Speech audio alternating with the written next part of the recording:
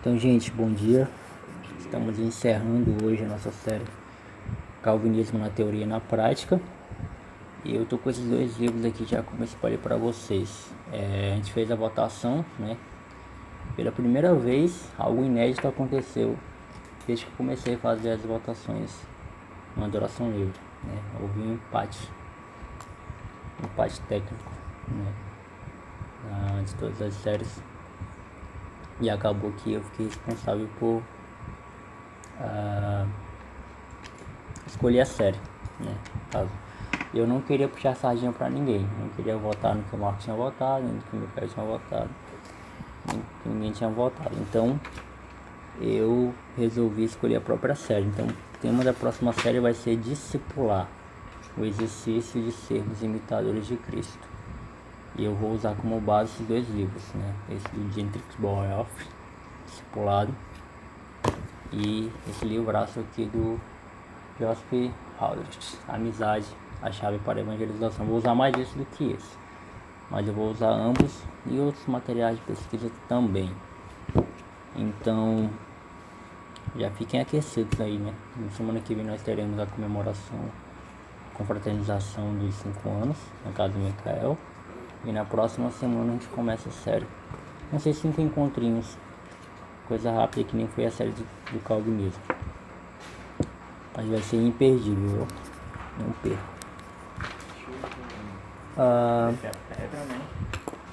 O tema, galera, de hoje é: você não vai perder a salvação. Isso é uma afirmação, tá? Isso não é uma pergunta. Você não vai perder a salvação. Que é com base na doutrina do calvinismo sobre a perseverança dos santos. Semana passada a gente falou de graça irresistível e hoje a gente vai falar de perseverança dos santos, que é o que a gente acredita. A gente acredita que uma vez salvo para sempre, e essa salvação ela vai durar até a consumação dela, no caso, né? A gente está salvo, beleza, mas a gente está aqui ainda. Então como é que a gente vai, como é que seremos consagrados em plenitude no céu? Vamos lá para Jeremias 31, versículo 3. Jeremias capítulo 31, versículo 3. Espero que esse ventilador não atrapalhe o áudio. Capítulo 3? Não, capítulo 31. Versículo 3. 3,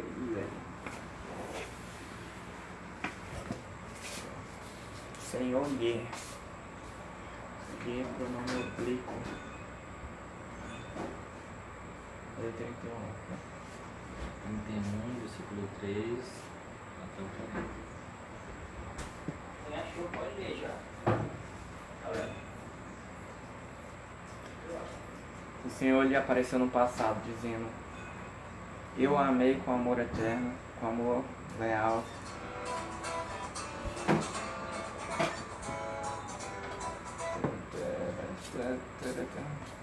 O Senhor lhe apareceu no passado, dizendo: eu a amei com amor eterno, com amor leal, atraí.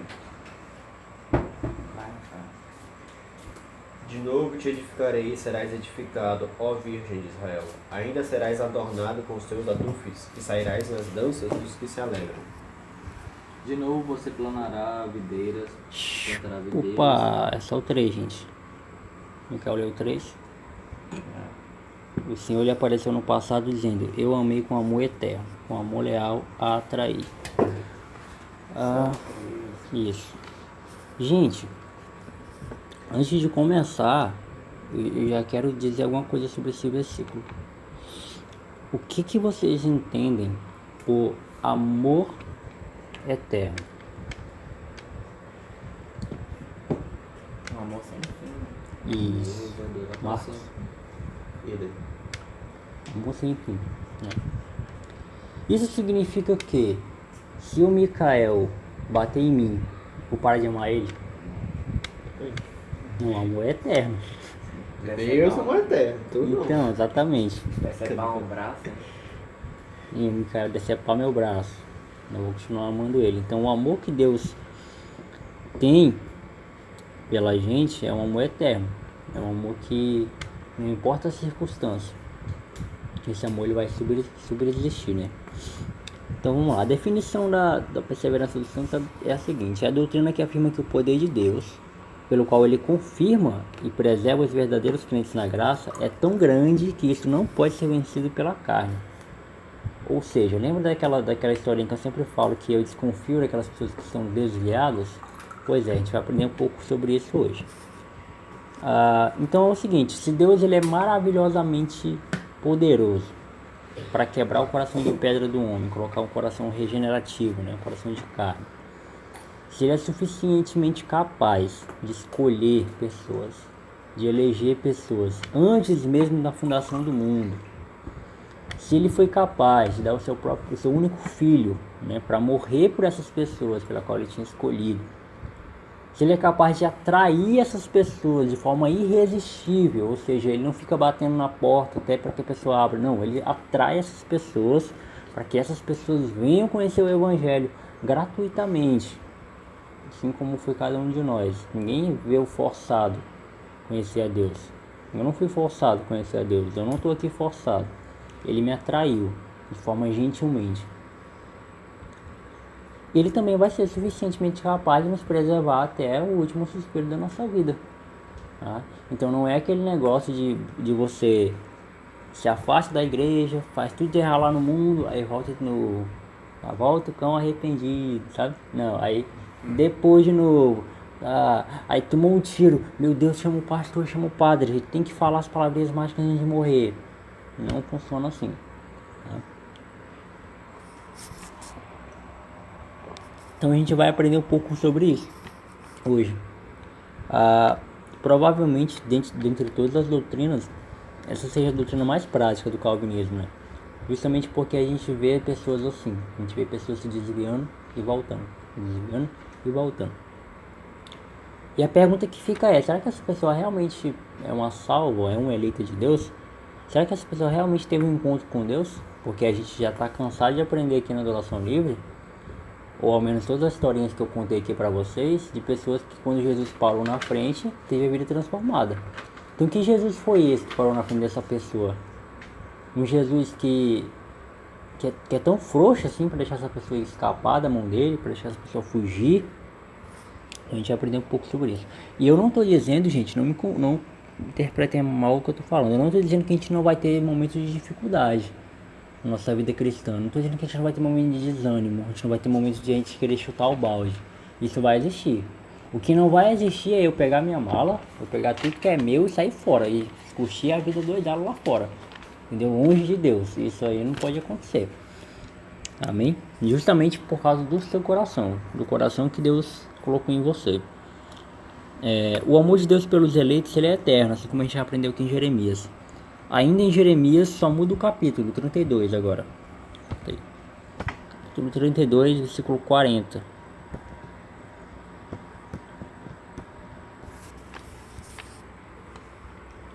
Queria que o Marcos tivesse o prazer de ler aí pra gente. Agraciar com sua voz. E ficarei com eles e farei com eles um pacto eterno de não me desviar de fazer-lhes o bem. E porei o meu temor no seu coração, para que nunca se apartem de mim. Olha aí. Mais explicativo que isso não tem não, né? Então, gente, não é que você não se desvia porque você é forte. Você é o super crente, é o super homem. Não. Você não se desvia porque Deus colocou o temor dele no seu coração. Então você escuta a voz do mundo, você vê as coisas que tem lá fora, você até sente atração por certas coisas lá fora, mas você não tem ímpeto, você não tem vontade, você não tem força suficiente para ir lá fora. Porque você já tem tudo aqui, você já é completo aqui, debaixo da proteção de Deus. Você já é completo aqui, com a graça de Deus. Porque você sabe que aqui você tem conforto, aqui você tem atrativos que são muito mais atrativos do que o mundo tem para te oferecer. Aqui você tem motivação, né? Aqui você tem tudo que você precisa. E E aqui na minha tradução está um pouquinho diferente, tem uma coisa que eu acho muito legal. Farei com eles uma aliança permanente, e jamais deixarei de fazer o bem a eles, e farei com que me temam de coração, para que jamais desviem de mim. Algumas pessoas fracas na fé, elas vão pegar e não vão entender esse ponto aqui. Jamais deixarei de fazer o bem a eles. A gente sabe que na nossa vida nem sempre as coisas funcionam como a gente quer, né? Às vezes as coisas acontecem, às vezes dá errado, né? É a mãe do Micael que fica doente, é eu que reprovo no Detran, sabe? É o Marcos que se aperreia aí pra arrumar as coisas do trampo dele, né? E é tudo isso.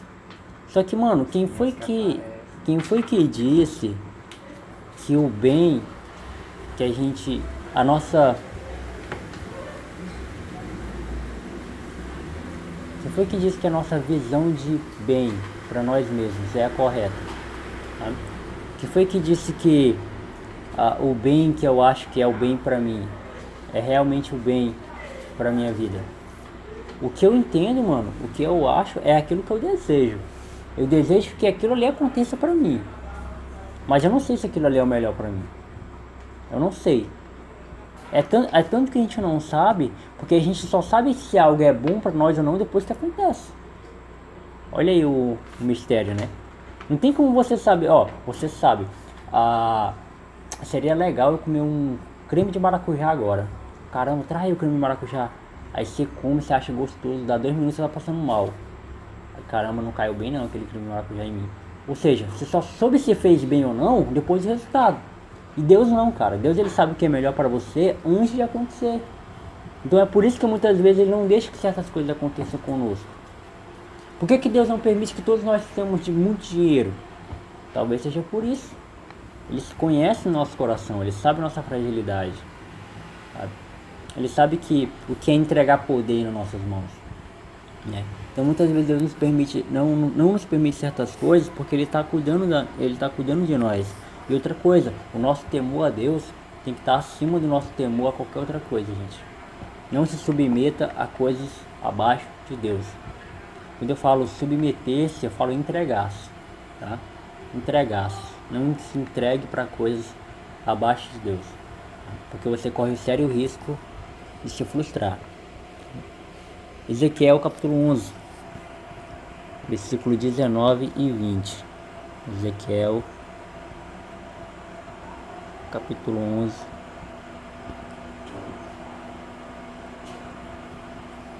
versículo 19 e 20. Esse versículo aqui foi o que a gente leu em todos. Ezequiel 11. Em todos os temas, né? 19 e 20. Leia, Micael. Darei a eles um coração não dividido, e porei um novo espírito dentro deles. Retirarei deles o coração de pedra e lhes darei um coração de carne. Então agirão segundo os meus decretos e serão cuidadosos em obedecer às minhas leis. Eles serão meu povo e eu serei o seu Deus. Olha só. Então agirão segundo os meus decretos e serão cuidadosos em obedecer às minhas leis. Mano, a gente não faz as coisas para Deus, a gente não faz as coisas para agradar, glorificar e louvar a Deus, não porque a gente tem uma obrigação de cumprir alguma coisa, porque se a gente não cumprir, Ele não vai nos salvar. Não é esse o ponto. A gente faz as coisas para Deus porque a gente tem um temor a Ele. Ele colocou no nosso coração uma mensagem de gratidão, sabe? Uma mensagem de respeito a Ele, de respeito à sua plenitude, de respeito a tudo aquilo que Ele significa, sabe? E é por isso que a gente glorifica Ele. Porque se a gente fosse pensar que a gente tem que fazer as coisas para Deus, porque a gente tem uma dívida com Ele, aí a gente ia se frustrar, mano. Aí sim a gente ia se desviar, porque o fardo seria muito grande. Seria um fardo muito pesado pra gente carregar, sabe? O que é carregar um fardo de você tem que cumprir a agenda de culto toda semana? Você tem que ir pro culto pra igreja quarta, sábado, domingo, quarta, sábado, domingo, quarta, sábado, domingo, quarta, sábado, domingo. Se eu falhar, ou então se eu fizer outra coisa além disso, porque, mano, mais uma crítica, mais uma das milhares de críticas que eu faço ao sistema religioso, né? Mas as igrejas, elas trabalham assim com a gente. Elas te lotam de atividades. para que você não tenha tempo de fazer mais nada. É isso que elas fazem contigo. A gente tem exemplo de uma amiga nossa, né? Que eu não vou falar o nome, começa com A, termina com E. É uma amiga nossa que ela se isolou, mano. Ela não fala mais com ela. Conversa com algum de vocês? Se ela conversa com algum de vocês, então me perdoe, eu retiro o que eu disse. Nem comigo. Ela não conversa mais com a gente, ela não manda, ela excluiu a gente do grupo de amigos dela. Simplesmente excluiu. Eu achei que tinha sido só comigo, mas até com a Samile, né? A nossa amiga daqui, ela disse que... Pronto. Por quê? Porque a igreja, ela coloca em você atividades pra caramba, e ela começa a te colocar uma visão em tudo de que o que tá lá fora não pode ser relacionável, porque você vai se corromper, sabe? Sendo que isso não é bíblico, mano. Isso não é bíblico, sabe? Então, Deus, ele coloca um temor em nós, não por obrigação, sabe? Não porque eu tenho que ficar, olha, meu Deus, tenho que ter cuidado, porque a qualquer momento Deus vai mandar uma praga em mim. Não, não é assim, mano. É um temor de gratidão. Eu louvo a Deus, eu adoro a Deus por tudo que Ele é, tudo que Ele significa pra mim. Eu não glorifico a Deus porque eu tenho uma dívida com Ele. Essa dívida que eu tenho com Ele eu nunca vou pagar. Então eu já tenho que me acostumar com isso. Tenho que me acostumar que eu nunca vou pagar essa dívida. Mas Ele nem quer de mim isso. Ele nem tá pedindo isso de mim. Ele tá pedindo a única coisa que Ele quer de mim é gratidão. É reconhecimento da sua glória, é reconhecimento da sua magnitude na minha vida, é reconhecimento dele sendo Deus na minha vida. Esse é o ponto. Uma coisa é você dizer que Deus é Deus num contexto social, num contexto cosmos, né? Cosmológico da palavra. Outra coisa é você reconhecer Deus na sua vida. Todo mundo sabe que Deus é Deus, que Deus é grande, beleza, mas dentro de você, Deus é Deus? Deus tem sido Deus na tua vida? Deus, ele tem comandado a tua vida? Quem é que manda aí? Quem é que fala por último? É você ou é Deus? Porque muitas vezes a gente leva uma vida de que eu digo a primeira e a última palavra. Deus, ele apenas concorda ou não concorda, mas sou eu que decido. Meu corpo, minhas regras. Meu coração, minhas regras. Mano, não é assim. Não é assim. Porque a palavra de Deus está dizendo que Ele vai colocar em nós um novo coração e nós vamos agir conforme os decretos dele. E nós seremos cuidadosos em obedecer às suas leis. Então, a gente tem que rever esse conceito aí. Vamos lá para João. João capítulo 3, versículo 36. João 3, 36.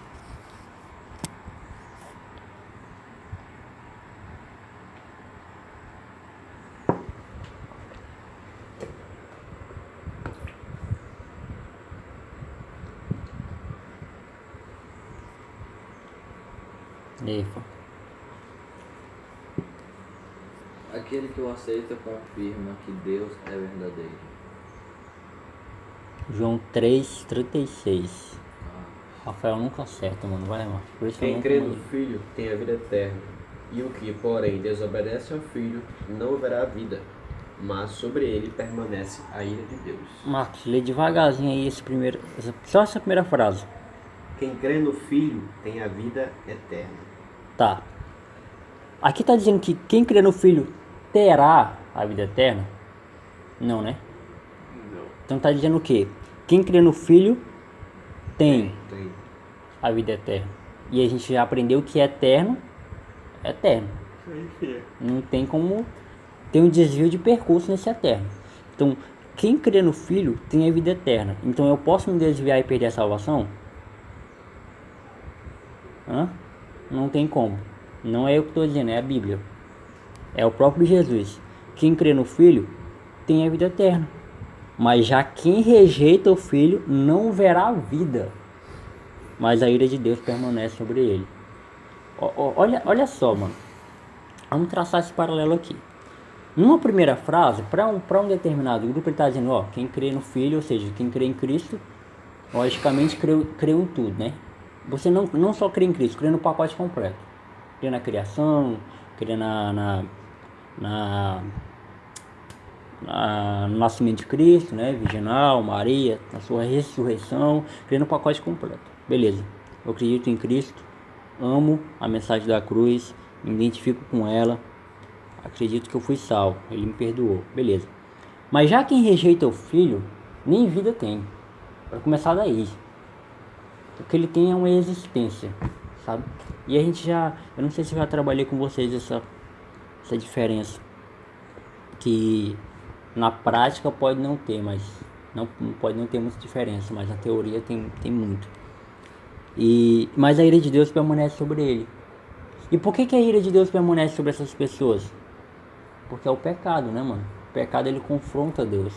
O pecado é inimigo de Deus, como a própria Escritura já falou. Então, já viu aquele versículo que fala que quem não é a favor de nós é contra nós, né? Quem não é por nós é contra nós? Exatamente isso. Então, quem não é pela parte de Deus é contra nós, né? Então, é contra a mensagem da cruz. Então, quem crê no Filho tem a vida eterna. Então, a gente já tem a vida eterna. A gente não pode perder isso. Não tem como perder isso. Como eu falei, o livro da vida, né, ele não foi escrito a lápis. Qualquer pecado nosso, ele vai lá, passa a borracha e depois escreve de novo. Não, tá selado. Nós somos selados. A Bíblia mesmo fala disso. Selado, nós somos selados, né? O que você entende por selo? Algo que está fechado, algo que está lacrado. Não tem como tu ficar tirando o selo, colocar o selo de novo. Não tem, mano, tá selado. Então não tem mais como ficar trocando. Quem vai ser salvo e quem não vai ser.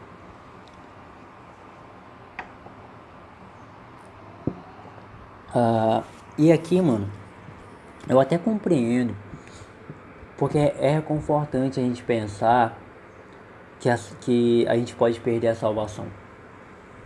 Porque a gente tendo como perder a salvação, a gente tem como ganhar a salvação. Entende? A gente tem essa necessidade de ter as coisas no nosso controle. A gente tem a necessidade de ter o controle da situação nas nossas mãos.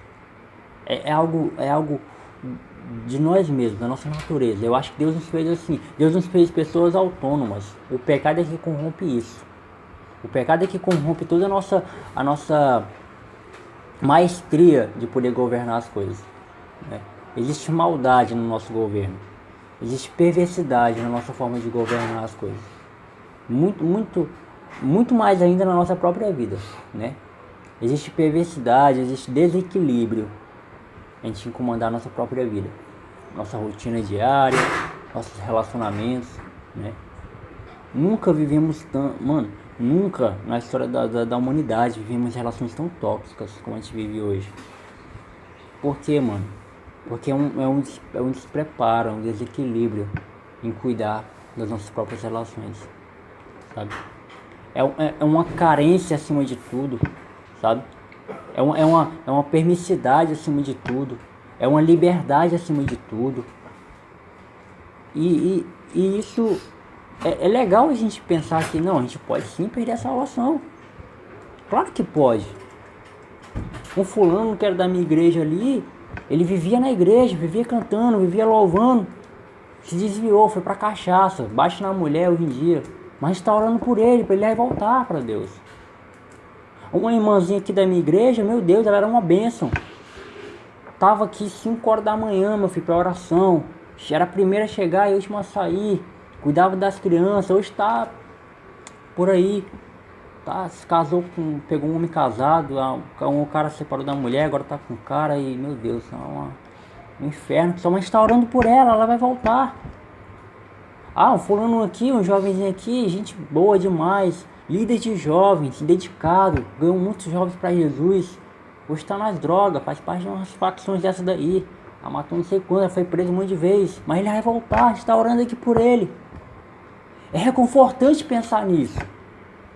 É reconfortante para nós crer que o carinha que morreu se arrependeu no último momento da vida dele. Ele deu o último suspiro, ele falou, Deus me perdoe, e Deus perdoou.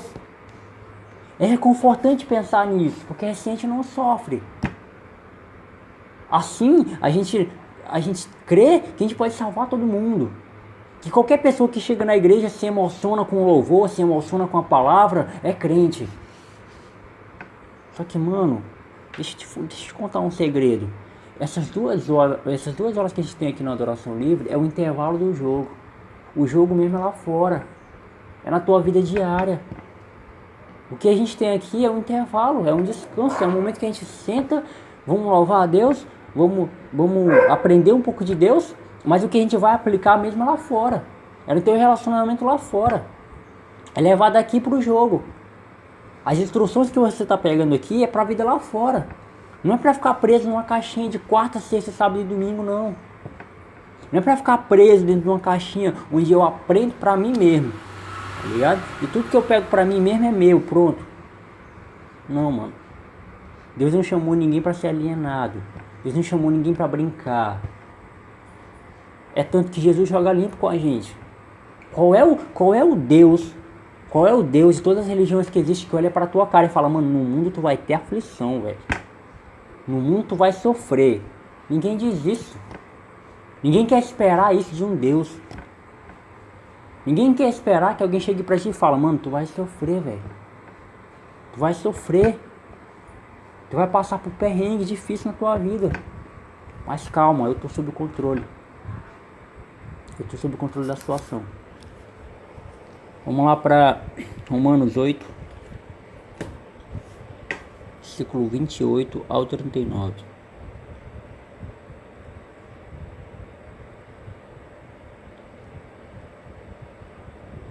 Deixa eu só confirmar aqui.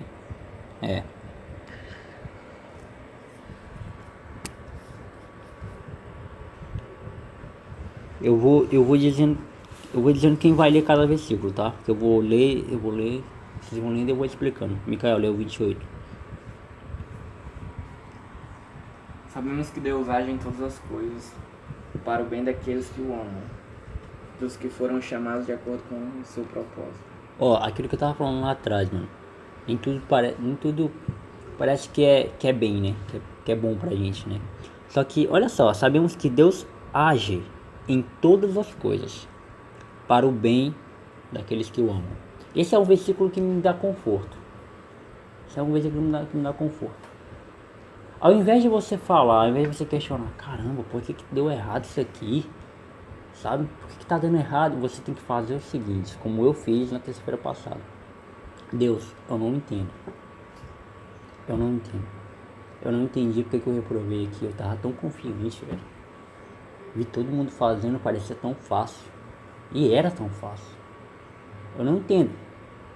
Mas beleza, eu não vou questionar. Mais na frente eu sei que o senhor vai me explicar. Eu sei que eu vou entender mais lá na frente. Hoje eu não entendo, então eu não vou falar nada. Eu só vou aceitar. E vou pagar de novo, e vou fazer de novo. Pronto, simples. Porque a gente sabe, porque eu sei, mano, que Deus age em todas as coisas para o nosso bem. Porque, mano, se dependesse de mim, as coisas seriam sempre do meu jeito. Só que se depender de mim, já não depende de Deus. Então eu prefiro depender de Deus. Prefiro depender das obras das mãos dele. Prefiro depender porque ele sabe de mais coisas do que eu. Ele é muito mais poderoso do que eu. Nossa, nem se compara. 29, Marcos. Porque o que dantes conheceu, também os predestinou para serem conformes à imagem de seu filho, a fim de que ele seja o primogênito entre muitos irmãos. Aquilo que a gente já aprendeu, né, nos encontros anteriores. Deus ele nos predestinou para sua glória, para sermos imagem de Cristo, a fim de que ele seja o primogênito entre muitos, né? Caso entre nós. Rafael 30. E aos que predestinou também chamou, aos que chamou também justificou, aos que justificou também glorificou. Toda obra salvífica predestina, chama, justifica e glorifica. 31, Micael. Que diremos, pois, diante dessas coisas? Se Deus é por nós, quem será contra nós? Aquilo que a gente aprendeu em alguns encontros anteriores também. Se Deus é ao nosso favor, então não tem nada pode ser contra, sabe?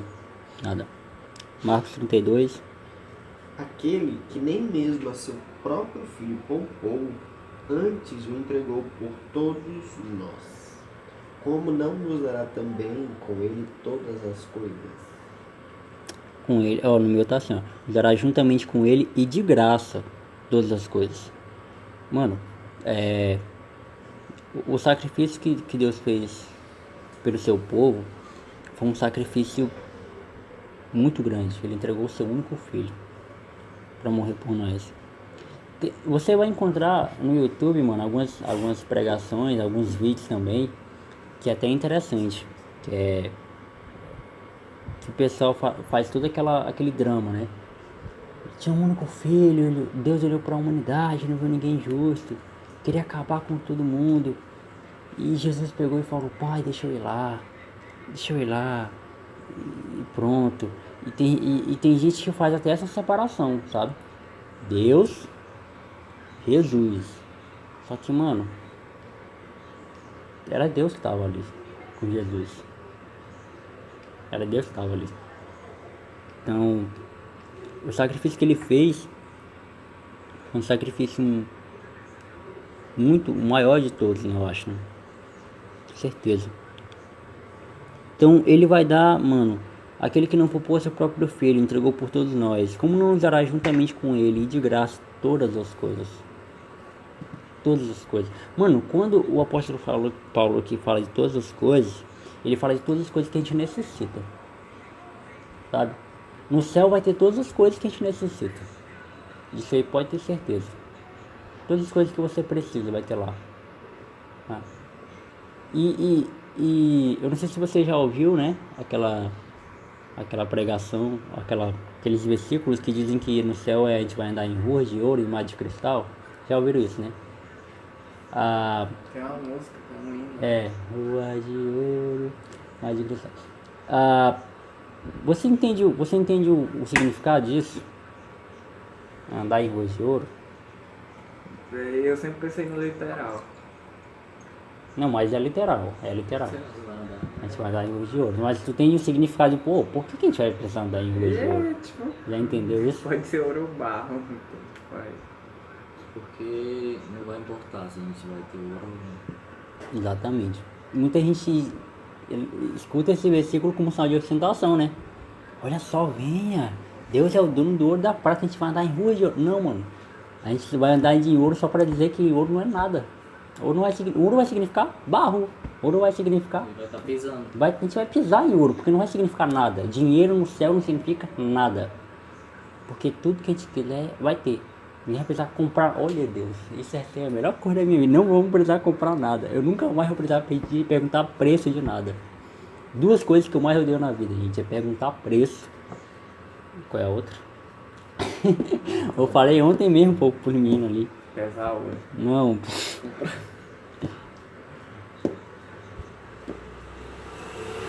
É duas coisas relacionadas a comprar. Uma é perguntar preço, daqui até o final eu me lembro.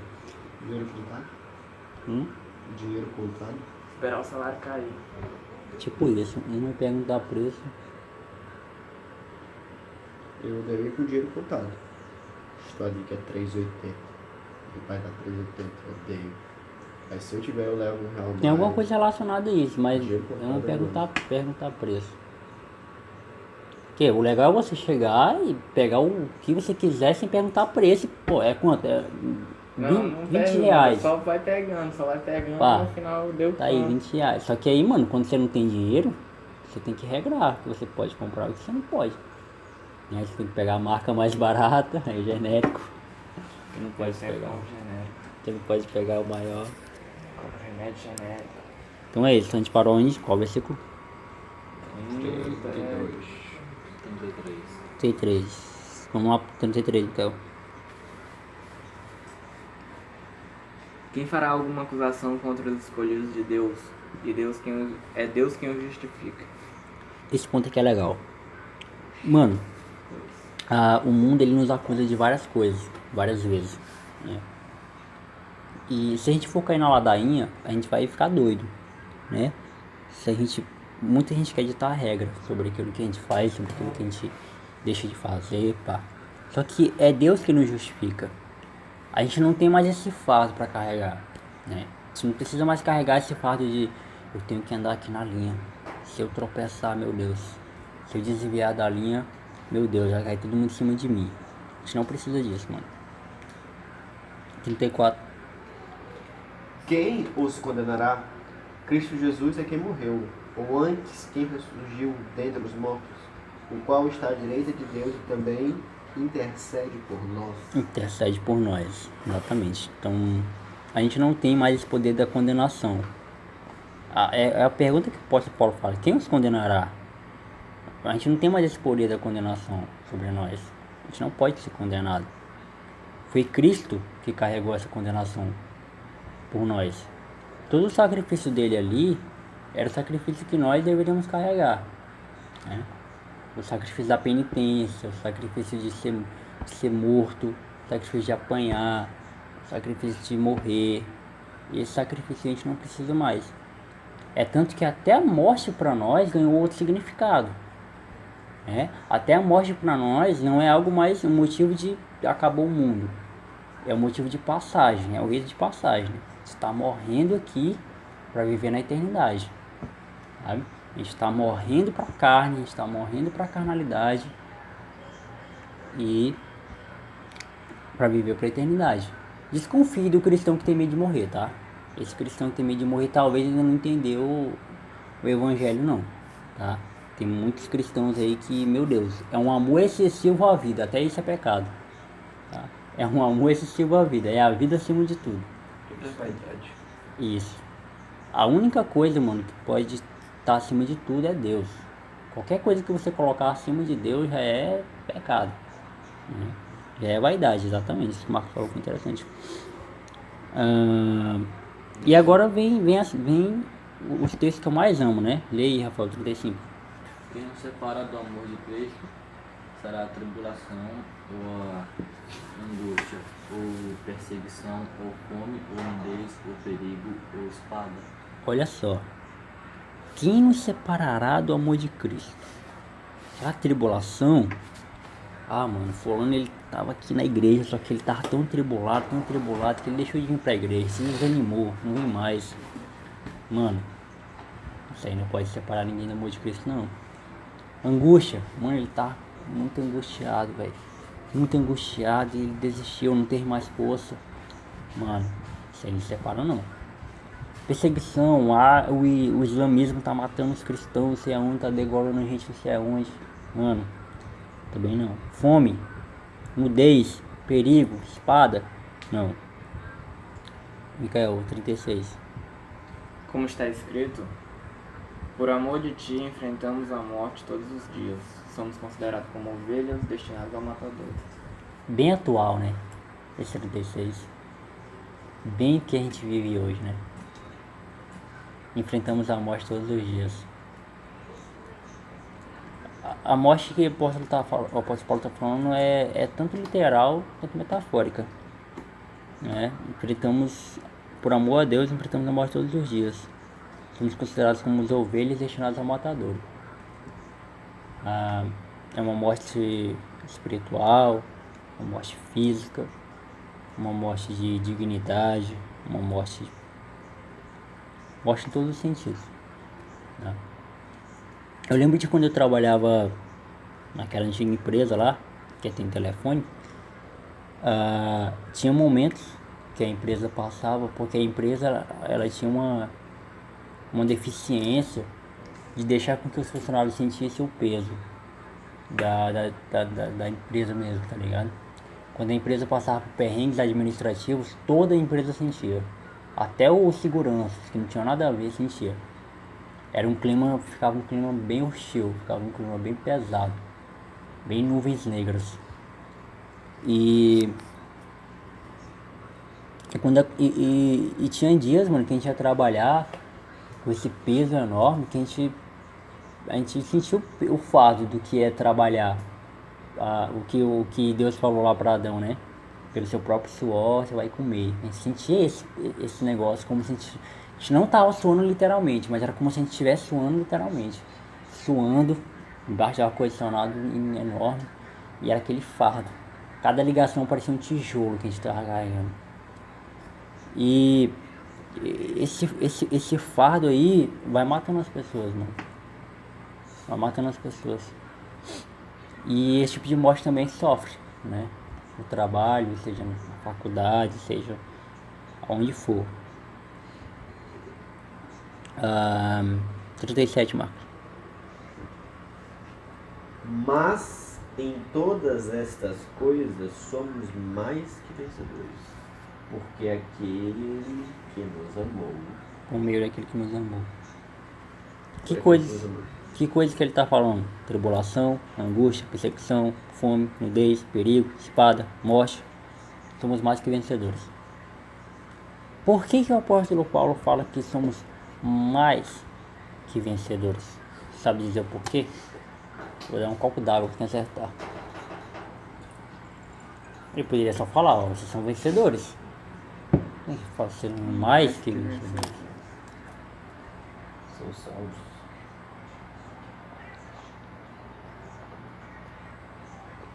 Marcos matou aí, hein? Somos salvos. O vencedor, mano, ele precisa chegar em primeiro, né? Ele precisa vencer. Só isso, ele precisa vencer. Se ele não vencer, ele não é vencedor. Se ele não venceu, ele não é vencedor. Nós, além de vencermos, somos salvos. Ou seja, mesmo se a gente não vencesse, a gente seria vencedor. Por quê? Porque fomos salvos. Não mérito nosso.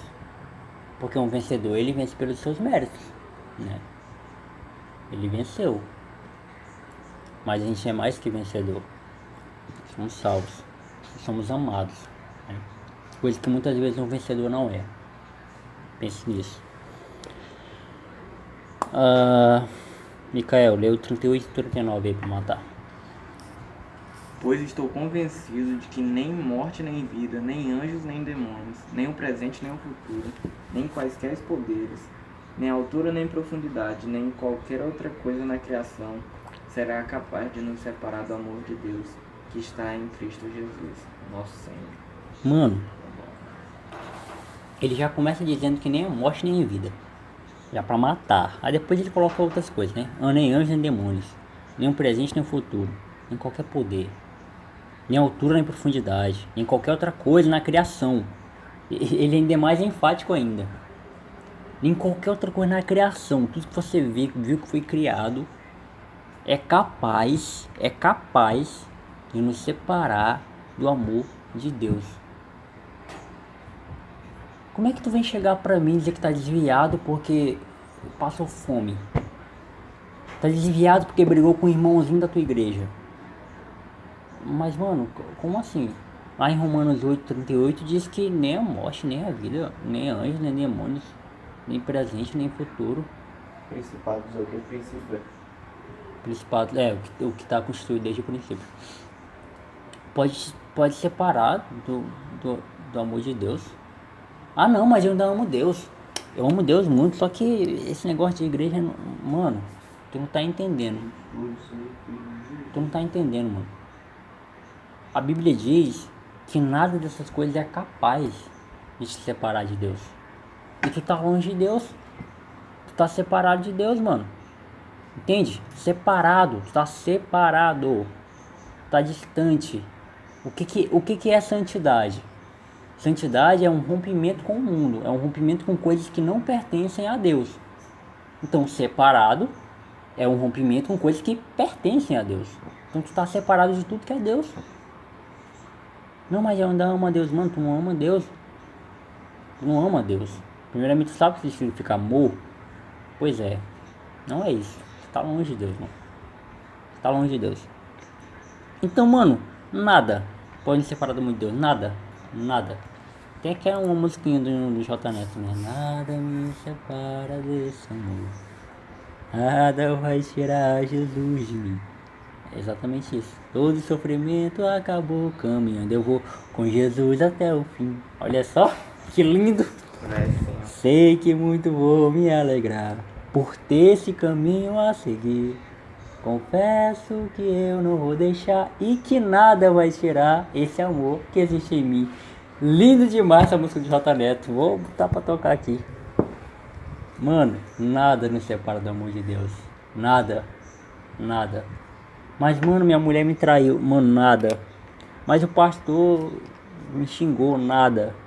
Mano, mas... Mano, nada. Nada. Se você teve um encontro real com Cristo, se Jesus te salvou, se você entendeu que lá fora é frio, lá fora é escuro, lá fora é obscuridade, lá fora é inútil, você entendeu que nada te separa de Deus, nada, nem mesmo você mesmo, sua própria rebeldia, beleza? Apocalipse, mano, a gente tá só no primeiro tópico, tá?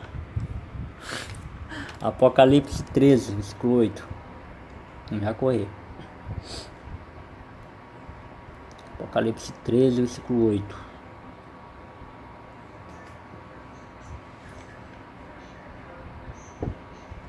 E aí, Marcos?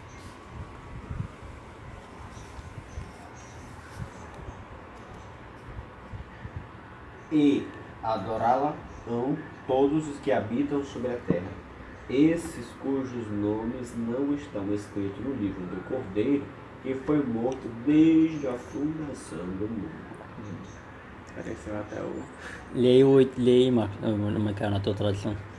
Todos os habitantes da terra adorarão a besta, a saber, todos aqueles que não tiveram seu nome escritos no livro da vida do Cordeiro, que foi morto desde a criação do mundo. Isso aqui ele fala da besta, né? Todo mundo vai adorar ela, menos nós. Quem tem o nome escrito no livro da vida, a gente não vai adorar a besta. Então, o texto não está dizendo o seguinte, ó: quem no momento que a besta vier, não tiver com o nome escrito no livro da vida, no momento que ela vier, vai adorar ela. Não, aqui não está dizendo isso. Aqui está dizendo que, ó, as pessoas que estão com o nome aqui, ó, no caso que elas foram salvas, elas são essas pessoas, elas sabem quem elas mesmas são, então elas não vão adorar a besta. Pronto, só isso. Tem uma frase que legal do Richard Belker, olha aqui pra vocês. Se o homem é totalmente depravado e não pode fazer nada para ajudar a si mesmo no que diz respeito às coisas espirituais, e se Deus é absolutamente soberano na questão da eleição, fundamentado tão somente em sua própria vontade, se a morte de Cristo realizou-se em favor dos eleitos, assegurando-lhes a salvação, e se Deus chama os eleitos de maneira irresistível, conclui-se que Deus assegurará a salvação final desses eleitos, ou seja, eles perseverarão até o fim. Aquilo que eu falei lá no início, não tem como quebrar esse traço salvífico.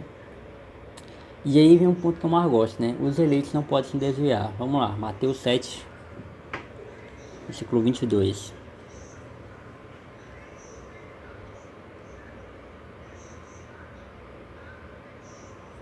Mateus 7, versículo 22 e 23.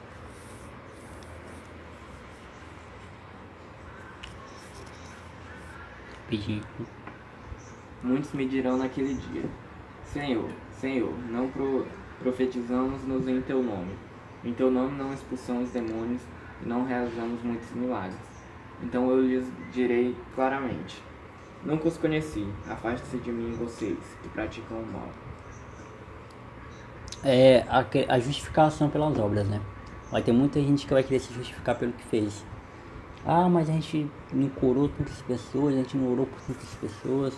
As pessoas que têm o dom de revelação, né? Não revelei tantas vidas para tanta gente. E Jesus vai falar: mano, eu nunca conheci vocês. Vocês nunca tiveram encontro real comigo. Esse é o ponto importante, né, do encontro, né? Conhecer. Como é que você conhece alguém? Encontrando ela pessoalmente e conversando, né? Então Jesus vai falar: ó, eu nunca te conheci, nunca te vi, nunca te topei na rua, tá? Então não tem como você dizer que operou algo em meu nome. Ainda em Mateus, o capítulo 18. Mateus 18.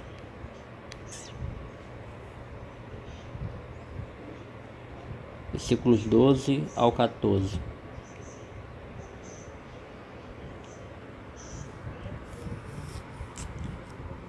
E 18. Do versículo 12 ao 14. Que vos parece? Se alguém tiver 100 ovelhas e uma delas se extraviar, não deixará as 99 nos montes, para ir subir a que se extraviou? E, se ao acontecer achá-la,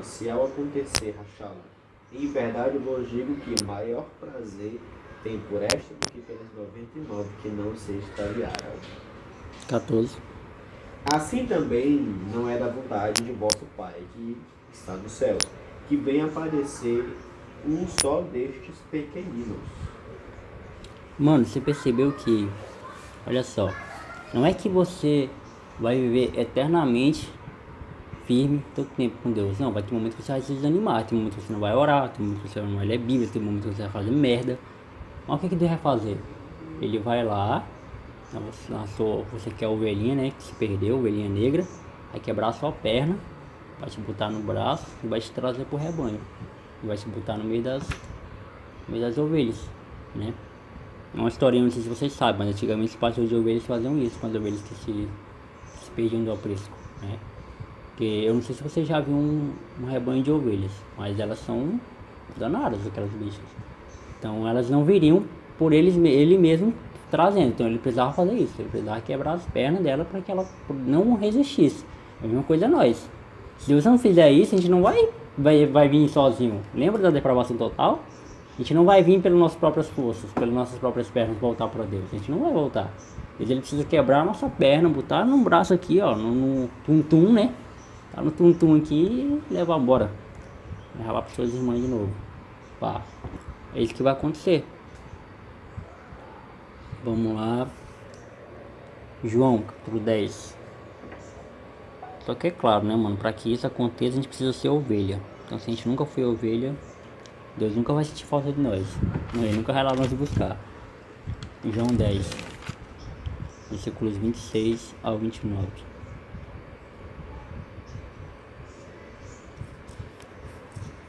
Mas vós não credes, porque não sois das minhas ovelhas. As minhas ovelhas ouvem a minha voz, e eu as conheço, e elas me seguem. E eu lhes dou a vida eterna, e jamais perecerão, e ninguém as arrebatará da minha mão. Meu Pai, que mais deu, é maior do que todos, e ninguém pode arrebatá-las da mão de meu Pai. Olha só, ele fala 2 vezes isso, mano. Ele quer enfatizar, velho. Vocês não creem porque vocês não são minhas ovelhas, velho.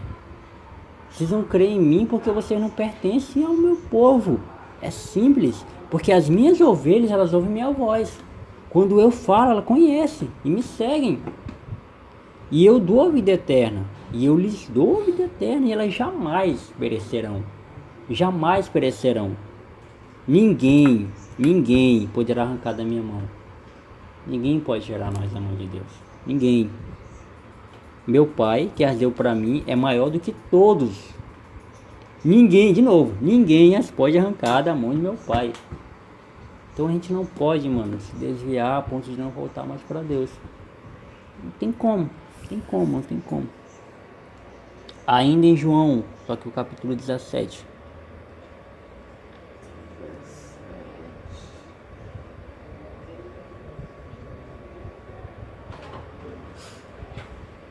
Versículos 11 ao 15. Eu não estou mais no mundo, mas eles estão no mundo, e eu vou para ti. Pai Santo, guarda-os no teu nome, o qual me destes, para eles sejam um, assim como nós. Enquanto eu estava com eles, nos guardados no teu nome que me destes, eu os conservei, e nenhum deles se perdeu, senão o filho da perdição, para que cumprisse a Escritura. Mas agora vou para ti, e isto falo no mundo, para que eles tenham a minha alegria completa em si mesmo. Eu lhes dei a tua palavra, e o mundo os odiou, porque não são do mundo, assim como eu não sou do mundo. Até quando? Até o 15. Chegou. Ah, tá. Não rogo que eu os tire do mundo, mas que os guardem do maligno. Olha só, que lindo. A gente pertence a Deus, né? Então a gente não vai fugir dele a ponto dele não nos ver mais. A gente não tem como nós nos desviarmos a ponto de perdermos. Aí, pensa nisso, eu vou desenhar essa ilustração para vocês compreenderem melhor. Nós somos a imagem e semelhança de Deus, né? Só que com Cristo nós nos tornamos imagem e semelhança de Cristo também. Ou seja, nós somos cristãos, né? Então a gente faz aquilo que Cristo fez. A gente tenta pelo menos ser parecido com Ele, com Cristo. Não é verdade? Então, se a gente se a gente compreendeu isso, então a gente não pode perder essa imagem. Ou seja, a gente não pode se desviar a ponto de que essa imagem seja desfigurada. Que essa imagem de Jesus que existe em nós seja desfigurada. Isso ele não permite. Não tem como. Sabe? Porque uma coisa é eu pecar aqui, né? Uma coisa é o Micael pecar, o Micael cometer alguns pecados aqui, pai e tal. Outra coisa é o Micael se atolar no pecado. O Micael viu o apóstolo lá de pecado. Erro! Isso aqui é bom demais. Isso não pode. Porque ele vai perder toda a imagem que ele tem de Cristo. Ele vai desconfigurar a imagem de Cristo. Gente, eu vou correr aqui, porque eu fugi um pouquinho aqui, tava tão bom o papo que eu fugi. Então eu vou dar só os versículos, vocês anotam aí, que eu vou avançar, tá? No caso o Marcos, né, que o Micael não tá anotando. Hebreus 6, versículo 4 ao 9. Hebreus 6, vou até pausar aqui. O Iago Martins fala assim: aquele que abandona o caminho da fé nunca teve uma fé interior real. Muito pertinente esse comentário, né? Quem abandonou a fé talvez nunca teve fé, de fato. Então Deus, ele é suficiente para os eleitos, gente. Ainda em João, só que a gente volta lá no capítulo 6. João capítulo 6, 35 ao 39.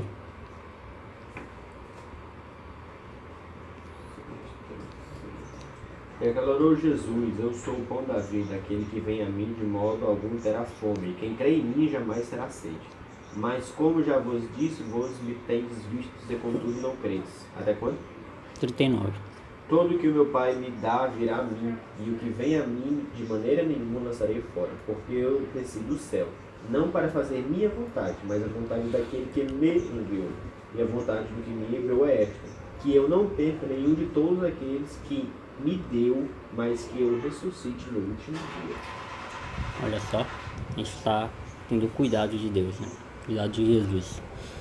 1 Coríntios 1, do 7 ao 9. 1 Coríntios, capítulo 1, versículo 7 ao 9. Lê, Micael. De maneira nenhum dom vos falta, enquanto aguardais a manifestação de nosso Senhor Cristo, o qual também vos confirmará até o fim, para seres irrepreensíveis no dia do nosso Senhor Jesus.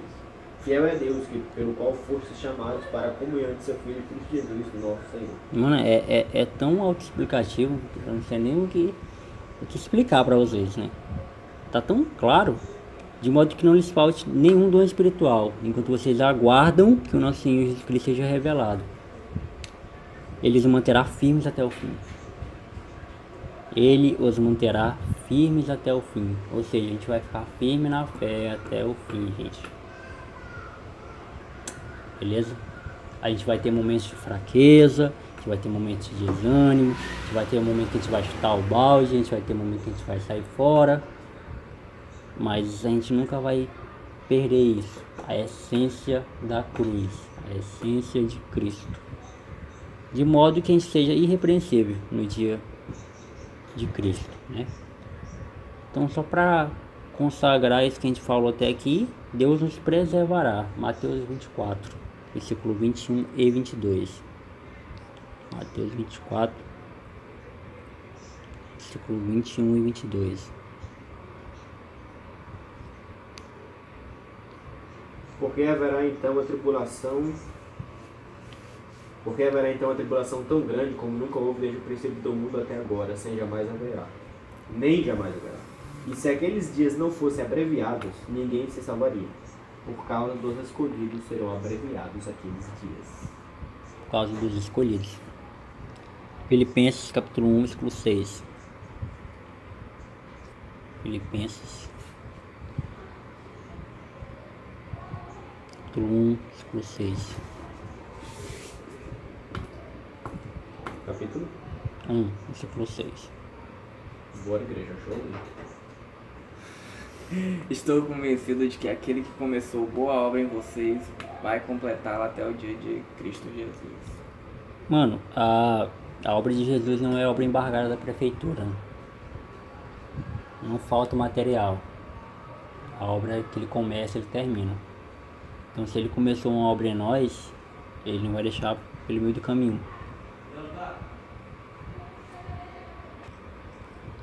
Então, mano, ele começou a boa obra, então ele vai terminar. Aquele que começou a boa obra em vocês vai completá-la até o dia de Cristo Jesus, ou seja, até o dia da salvação. Ele vai cumprir aquilo que ele prometeu. Só mais um versículo aqui pra gente terminar. 1 Tessalonicenses. Duvido se eles encontraram 1 Tessalonicenses. Duvido. Versículo. Capítulo 5. Versículos 23 e 24. Que o próprio Deus da paz os santifique inteiramente. Que todo o espírito, alma e corpo de vocês seja conservado irrepreensível na vinda de nosso Senhor Jesus Cristo. Aquele que o chama é fiel e fará isso. Aquele que o chama é fiel e fará isso. Ou seja, ele nos dará paz. O espírito, a alma e o corpo vai ser conservado, gente. Vai ser conservado. Alguém vai conservar o nosso corpo, a nossa alma e o nosso espírito. E esse alguém é Jesus. Então a gente não vai perder a nossa salvação 23 e 24. de maneira alguma. 1 Tessalonicenses 5, 23 e 24. Então, gente, é isso. Vamos concluir. Espero que vocês tenham entendido, né? Tudo isso que foi aplicado nesses 5 encontros sobre o calvinismo. Tentei deixar mais prático possível, né? Com os exemplos, com as ilustrações.